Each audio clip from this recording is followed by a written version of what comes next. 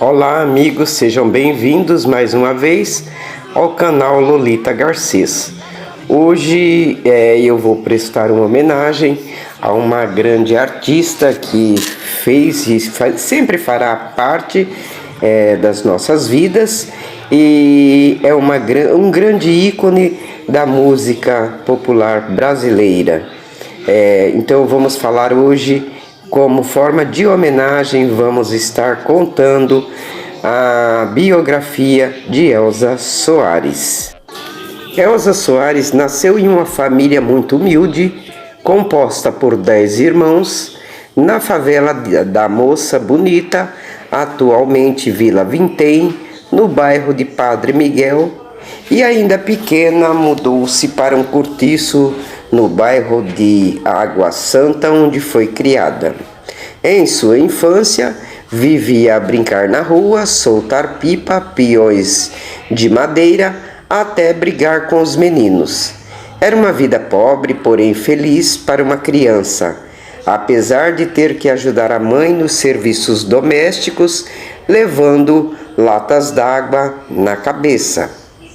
Aos 12 anos de idade, outras fontes informam que era aos 13, foi obrigada pelo pai a abandonar os estudos e casar-se com Lourdes Antônio Soares, um amigo de seu pai conhecido como Alaordes, que havia tentado abusar de Elza. O pai acreditava que a honra de sua filha só estaria limpa com o casamento. Elza sofreu muito neste matrimônio arranjado, por conta da violência doméstica e sexual, a qual era constantemente submetida. Aos 13 anos de idade, outra fonte informa que foi aos 14, deu à luz seu primeiro filho. Aos 15 anos de idade, Elza passa por outro grande trauma. Seu segundo filho morre de fome. Com o marido doente, acometido por tuberculose, passou a trabalhar como encaixotadora e conferente na fábrica de sabão Veritas, no Engenho de Dentro.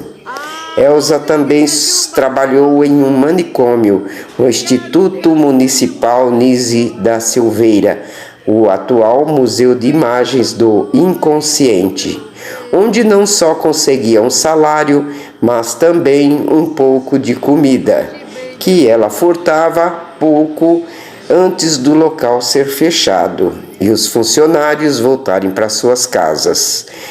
Com a recuperação do marido, um ano depois, ele a proibiu de trabalhar fora novamente e Elza voltou a ser dona de casa.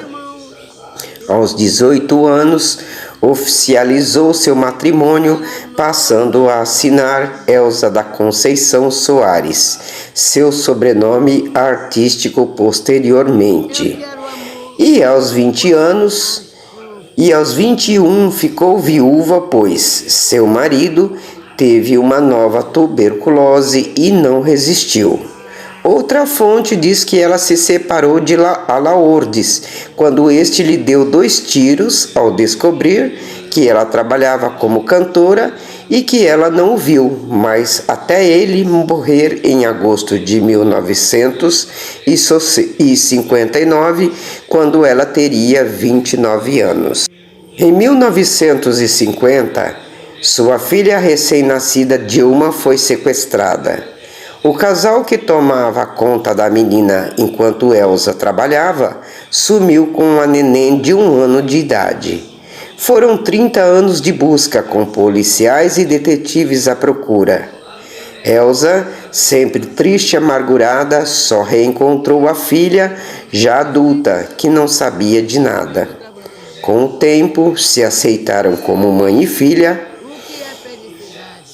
E como o crime prescreveu, o casal não foi preso. Mesmo com revolta e dor, perdoou os sequestradores de sua filha, já que a criaram muito bem. Elza conheceu Garrincha em 1962 e iniciaram um romance enquanto ele era casado. Após um ano juntos, ela pediu para que ele tomasse uma decisão. Ou assumiria ela, ou ela o abandonaria. Meses depois, ele veio procurá-la, afirmando ter saído de casa e desquitado-se da esposa. Começaram a namorar, mas sem revelar nada à imprensa, sabendo da repercussão negativa que teria. 4 anos depois do namoro, em 1966, decidiram morar juntos. Poucos meses depois, oficializaram a união quando ela passou a assinar Elza Gomes da Conceição dos Santos. O casamento de ambos foi motivo de revolta para os fãs e a imprensa, que acusaram Elza de ter acabado com o casamento do futebolista. Para fugirem do assédio da imprensa, venderam a casa no Rio e Elza mudou-se com os filhos e o marido para São Paulo. A perseguição chegou a tal ponto que Elza foi impedida pela multidão de realizar um show na Mangueira e teve de sair disfarçada para escapar do público. Ainda no Rio, Elza e Garrincha foram passar uns dias no sítio de Adalberto, então goleiro do Botafogo. Uma noite, ao ouvir tiros, Elza correu pela casa e levou um tombo, após o qual descobriu que havia perdido um bebê que ela nem sabia que estava esperando. Na nova casa onde moravam, na Ilha do Governador, Elza e Garrincha sofriam ataques anônimos, como pedras arremessadas contra a residência. O primeiro ataque invasivo foi realizado pelo DOPS em 20 de junho de 1964, que entrou na casa da família à noite, rendeu todos os moradores, revirou o interior do imóvel e executou o mainá de estimação de Garrincha. Elza nunca soube o real motivo da invasão, mas suspeita de sua amizade com Juscelino Kubitschek ou de fato de ter se juntado a vários outros artistas para gravar uma música pró-João Goulart. Os ataques foram aumentando e a família de Elza passou a receber cartas e ligações telefônicas com xingamentos e ameaças. Na mesma época, Elza gravou o samba Eu Sou a Outra, cuja letra enfureceu ainda mais a imprensa e a opinião pública. Radialistas quebravam o disco com a canção no ar, uma medida comum na época para expressar descontentamento com uma nova música. Um dia, morando em uma nova casa na Lagoa Rodrigo de Freitas, Garrincha decidiu ir visitar suas filhas do casamento anterior. Elza havia tido um sonho na noite anterior e, considerando um presságio, pediu que Garrincha não fosse, mas sua mãe Rosária se ofereceu para ir junto e o trio se completou com a filha Sara.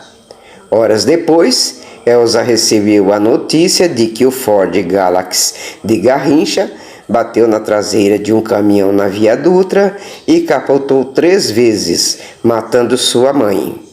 Após o acidente, Garrincha entra em depressão. Mudaram-se então para uma casa no Jardim Botânico, mas as ameaças e os ataques se intensificaram, culminando em uma aparente tentativa de sequestro, da qual conseguiram escapar, e um atentado a tiros contra a casa deles. Quando o empresário Franco Fontana convidou Elza para uma temporada na Itália, a família se mudou para Roma.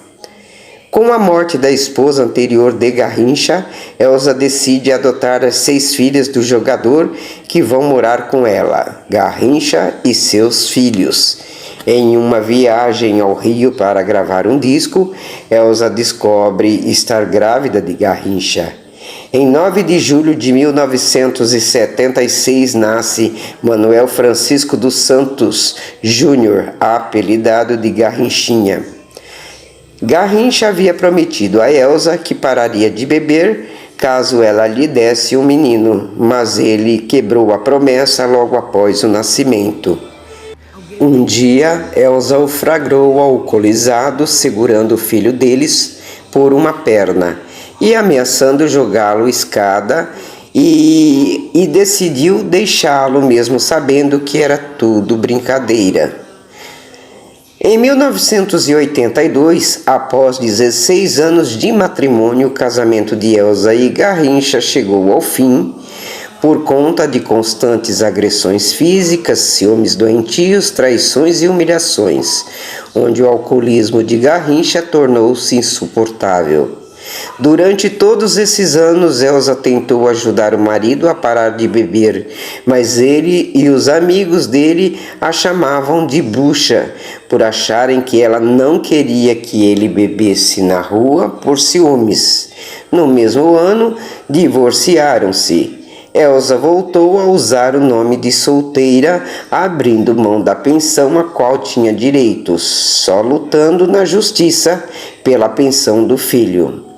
Por um tempo, lutaram pela guarda do menino, favorável a Elza. Em 1983, Garrincha morreu de cirrose hepática. Mesmo separada, Elza sofreu muito e teve que consolar o filho pequeno que não entendia a ausência do pai. Manteve outros relacionamentos após o divórcio, mas não quis casar-se novamente. Em 2002, conheceu Anderson Lugão e ambos iniciaram um relacionamento romântico e musical, por meio do qual Elza começou a conhecer o hip hop, a música eletrônica e outros movimentos contemporâneos da música brasileira. Em 2008, rompeu com Lugão e conheceu seu mais recente marido, Bruno Lucidi, em Itabira, Minas Gerais. Os dois oficializaram o casamento numa grande festa produzida pela revista Caras, mas abortaram o projeto e fizeram apenas uma cerimônia discreta no civil.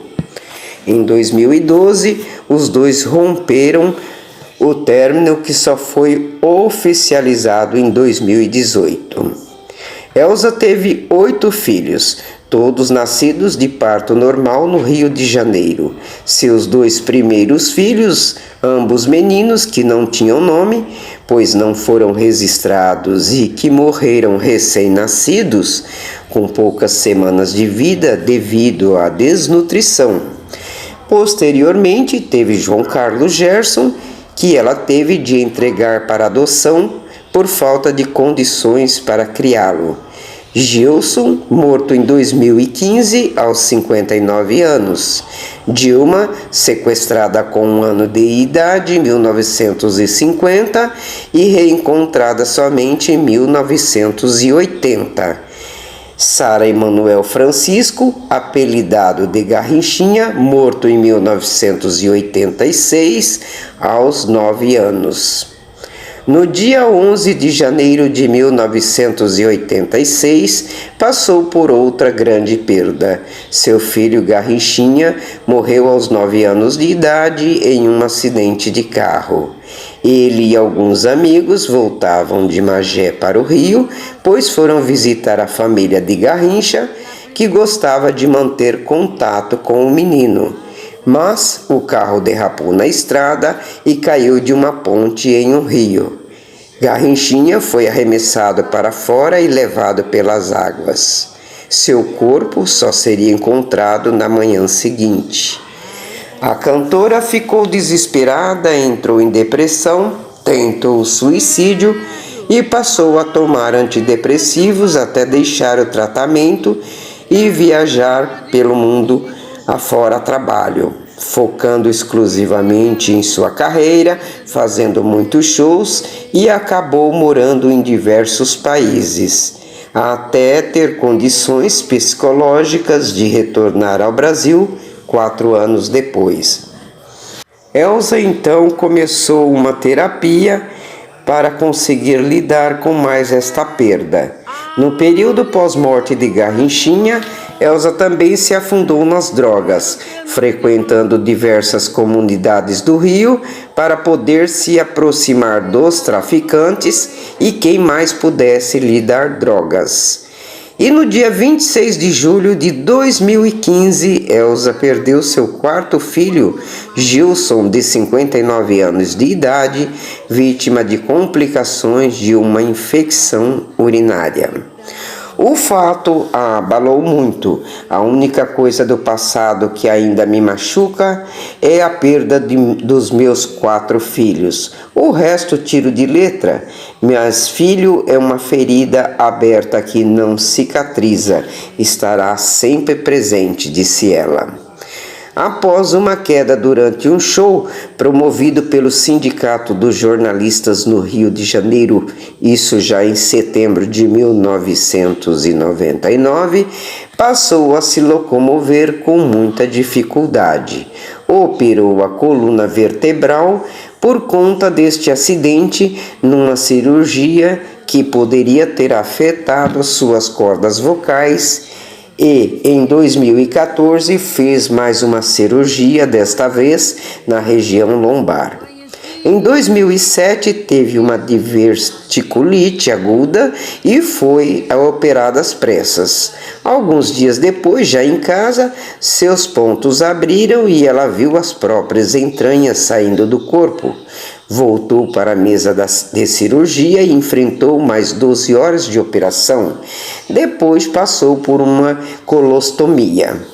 Já em dezembro de 2008, após um show em Tallinn, na Estônia, Elza sofreu um acidente de carro e perdeu alguns dentes. Sua produção providenciou um tratamento dentário em Helsinki, na Finlândia, onde ela se apresentou 48 horas depois, após o acidente. Cultivando o sonho de cantar desde a infância, já compunha desde essa época suas primeiras canções. Aos 21 anos, havia acabado de ficar viúva e estava com 4 filhos para criar, tendo já perdido 2 filhos recém-nascidos para desnutrição, alguns anos antes, e uma filha havia sido sequestrada 1 ano atrás. Nesta época, estava trabalhando como faxineira para sustentá-los e ainda precisava comprar remédios para seu filho de 2 anos que estava com pneumonia, temendo a morte mais de um. Sozinha e sem expectativa de uma vida melhor, Elza vislumbrou seu sonho artístico cada vez mais longe e inacessível e resolveu lutar por seu filho e não desistir. Elza, confiante em seu talento para cantar devido aos elogios que recebia de parentes e amigos, se inscreveu no concurso musical do programa radiofônico Calouros em Desfile, isso em meados de 1953, que era apresentado pelo compositor Ari Barroso.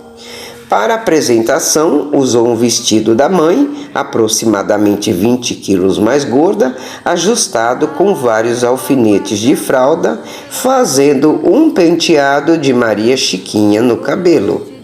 Quando Elza subiu ao palco, foi recebida pelo auditório por Ari Barroso com gargalhadas. Ari tentou ridicularizar Elza perguntando-lhe: "De que planeta você veio, minha filha?" E Elza rebateu: "Do mesmo planeta que o senhor, seu Ari, do planeta Fome." Depois, Elza cantou Lama, de Paulo Marques, e Alice Chaves, e ganhou a nota máxima do programa. Ari, então, anunciou que naquele momento acabava de nascer uma estrela. Então, se inscreveu no concurso de música do programa de Ari Barroso, na Rádio Tupi, e fez sua primeira apresentação ao vivo no auditório da emissora que era maior na época. A princípio, ela não foi muito levada a sério por conta de seu jeito bem humilde de falar e de se vestir. Apesar deste momento de chacota por parte do apresentador, Elza não se abalou e, ao cantar, mostrou todo o seu potencial. Ganhou um pouco de dinheiro pela participação e o utilizou para comprar os remédios do filho, que ficou bem. Sua participação foi bem sucedida no programa de Ari Barroso. Não se traduziu em oportunidades de trabalho inicialmente, até que um dia o seu irmão Hino a desafiou a fazer um teste para a orquestra de seu professor. Com uma interpretação de Lamento, conquistou uma vaga no conjunto. Elza passou então a acompanhar o grupo em apresentações, em festas, bailes, casamentos e eventos sociais em geral. Nem sempre ela se apresentava, contudo, pois alguns clubes não admitiam uma cantora negra no palco. Mas em 1960, ela conseguiu seu sonho de trabalhar somente com a música. Foi quando surgiu um concurso na rádio, tendo que cantar as músicas escolhidas por eles. E como foi a vencedora, ganhou uma oportunidade de trabalhar para eles, assinando assim um contrato e cantando semanalmente. Com o tempo, acabou sendo convidada para aparecer na TV.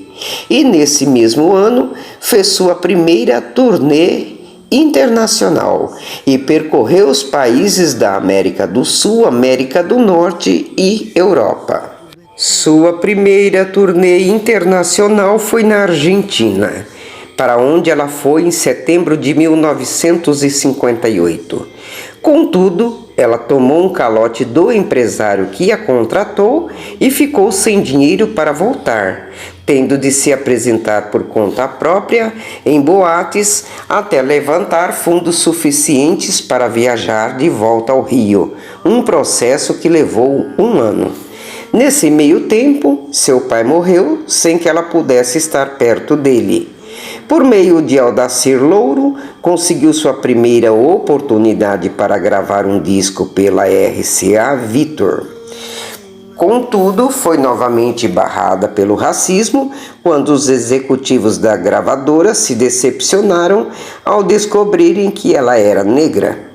Aldacir não desistiu e, com a ajuda de Moreira da Silva, gravou um compacto com Brotinho de Copacabana e Pra que é pobre quer dinheiro, pelo selo independente Rony, que não fez muito sucesso. Pouco depois, a cantora Silvinha Telles apresentou Elza a seu marido Aloísio de Oliveira, produtor da Odeon, que a convidou para um teste, a partir do qual ela foi contratada para o seu primeiro registro de uma grande gravadora. Se acaso você chegasse, música essa que teve grande visibilidade nos rádios. Quando começou a cantar na Rádio Tupi, foi vítima de racismo mais uma vez, quando alguém jogou uma lâmina de barbear dentro de seu vestido sem que ela percebesse, o que lhe causou um corte que a fez sangrar muito.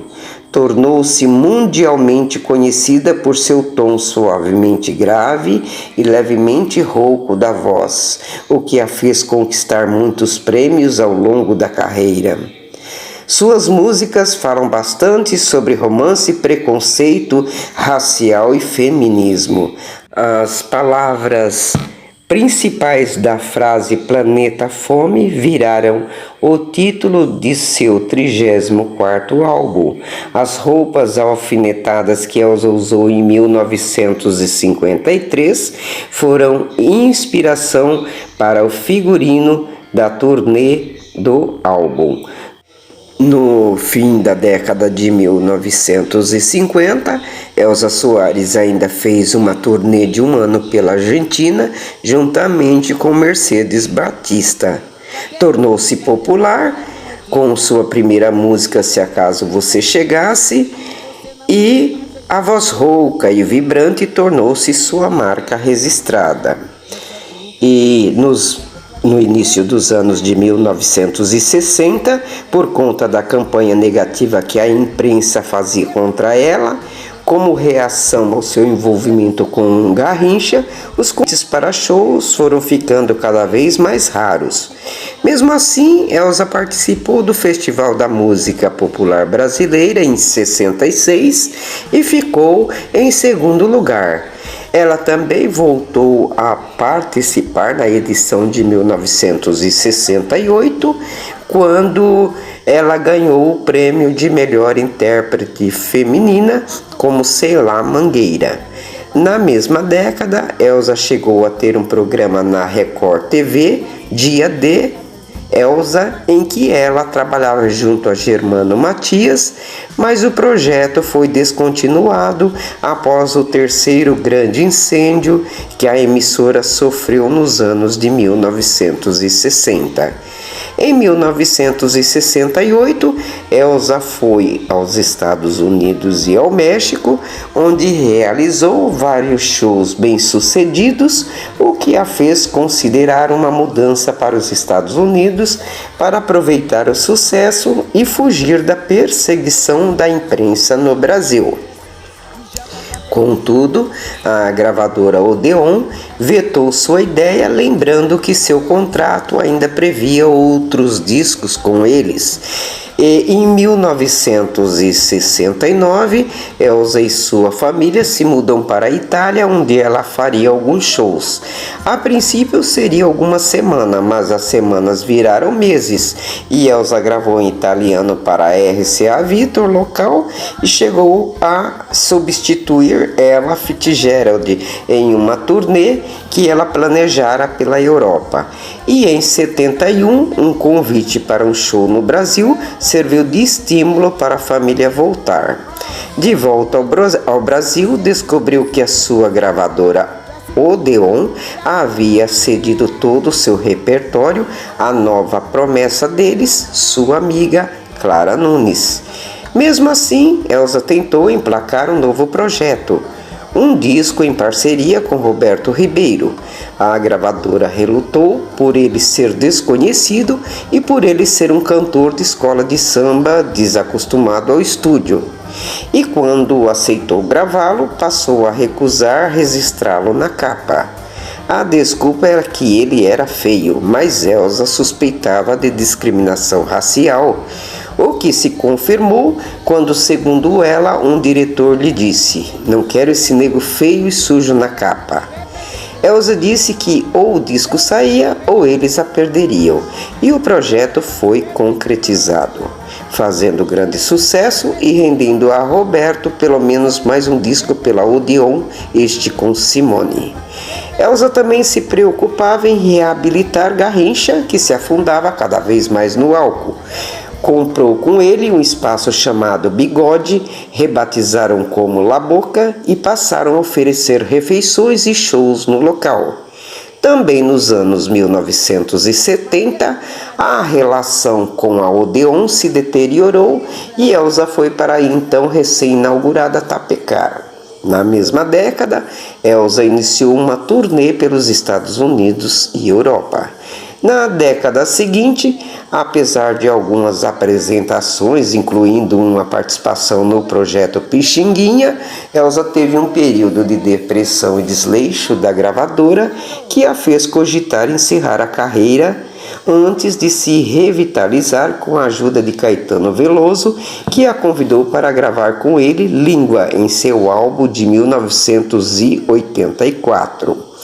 Em 1986, poucos dias após a morte do filho Garrinchinha, Elza surpreendeu Lobão e apareceu no estúdio onde ela gravaria, a convite dele, uma participação em A Voz da Razão, do então futuro disco do cantor, o Rock and Roll. Elza flertou com o rock em outros momentos também. Em 89, Elza recebeu um convite para se apresentar nos Estados Unidos, para onde foi em novembro. Ficou lá por mais de um ano, pulando de um show em show, sem um caminho definido. E veio para o Brasil em agosto de 1991, para algumas apresentações ao longo de algumas semanas. Voltou aos Estados Unidos e enfrentou outra crise.